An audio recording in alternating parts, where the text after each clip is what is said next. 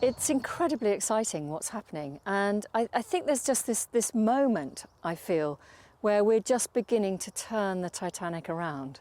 We've got to make sure that that momentum stays, but suddenly we've got government policy behind the whole idea of more space for nature. Obviously, government has been talking about this for years, and Professor Sir John Lawton's report on making space for nature was hammering this home over a decade ago. And that's really what inspired the Environment Act. So yes, we are absolutely going in the right direction, which is really exciting. It's been astonishing, I think, to us, but also even to the scientists who've been involved in this project on our advisory board. We stopped farming in 1999. We began to take the land in increments out of farming. We were intensive arable and dairy farming. But we're standing on really heavy Sussex clay. It's a pig of land to farm in modern intensive ways. We're standing on 350 metres of it over a bedrock of limestone. So in wet winters, we sometimes couldn't get heavy machinery onto the land for 6 months. We couldn't sow spring crops. We just can't be competitive with really productive, lovely, light, loamy agricultural soils. So on marginal land like this, we thought it's too risky to stay in farming. Subsidies are going to be shaken up soon. Let's think of a way that we can work with the land rather than battling against it all the time. And we were inspired by the work going on in Europe using free-roaming grazing animals to kickstart natural processes again, to bring nature back, to create habitats. You can imagine that after farming this land for decades and decades and pouring chemicals onto it and ploughing ad infinitum, it's a very depleted, very static, very sort of degraded land. You need to inject dynamism into it again in order for it to kind of start functioning. And one of the ways of doing that is using free-roaming animals. The other is restoring natural watercourses. And that kind of brings in that element of sort of stimulus that helps the land to reconnect and start doing things. So you're basically putting nature in the driving seat and standing back. It's a very hands-off approach to nature restoration. So it's different in that way from conventional nature reserves.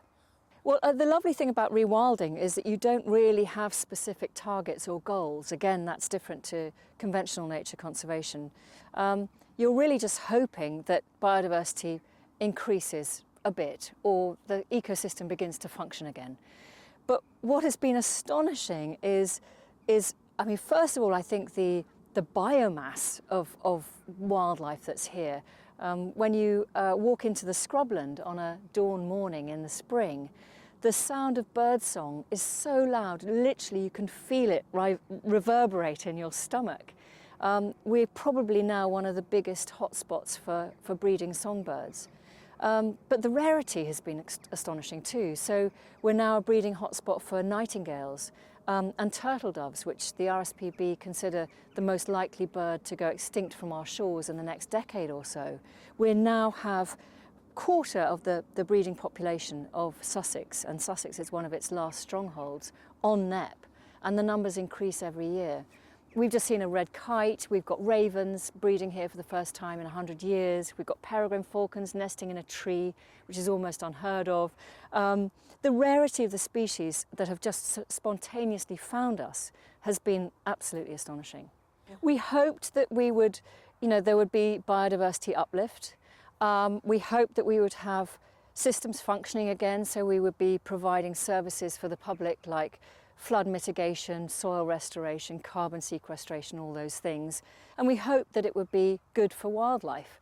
We had no idea that we would go from zero to hero in 20 years. That 20 years ago this land was unremarkable for nature, and now it is one of the most significant breeding hotspots in the UK. So if it can happen here, I think that's the extraordinary message of hope. If it can happen here on severely depleted agricultural land underneath the Gatwick stacking system, it can happen absolutely anywhere.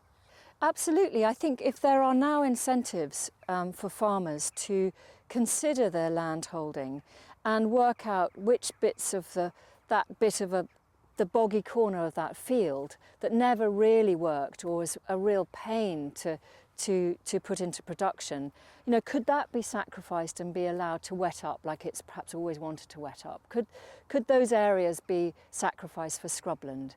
And just allowing the margins to become rougher and wilder again. There are studies now that show that if you have these areas of nature around your fields, you're actually increasing crop yields by allowing the pollinating insects to rebound, allowing the natural pest control to start, the predators of your pests, your crop pests, to be able to function and operate.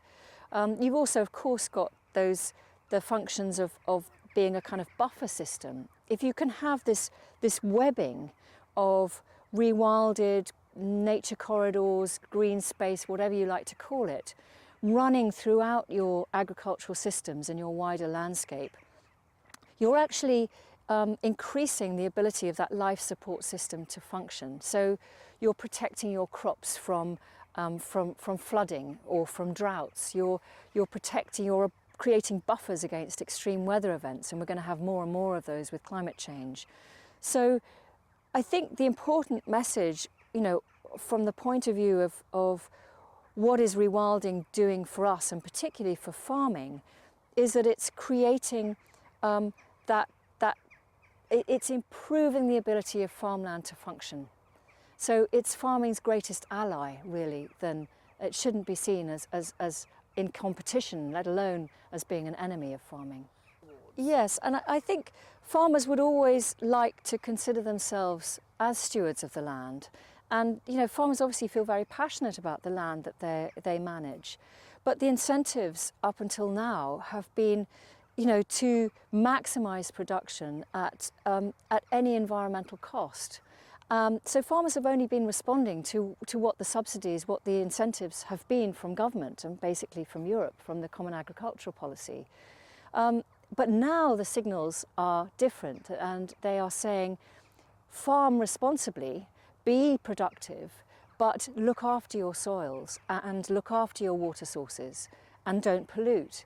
And so I think that is really freeing for farmers, finally, to be able to do the best for production and for the consumers, but also the best for their land. That's absolutely right. And, you know, I think we look at our green and pleasant land, and it's very controlled, very managed. And we think that there's security in that, but actually these landscapes are extremely vulnerable. They're vulnerable to flooding, they're vulnerable to climate change, they're vulnerable to soil loss. They are not functioning ecosystems.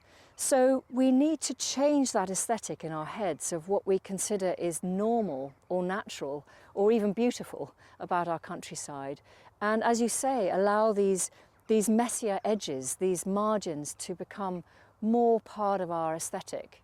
And if we can allow nature to become, you know, part of our culture, as it was before really the Victorian era of industrial drainage and that transformation of the landscape, then we'll have a much more secure future for farming, but also for ourselves, and we'll begin to tackle climate change.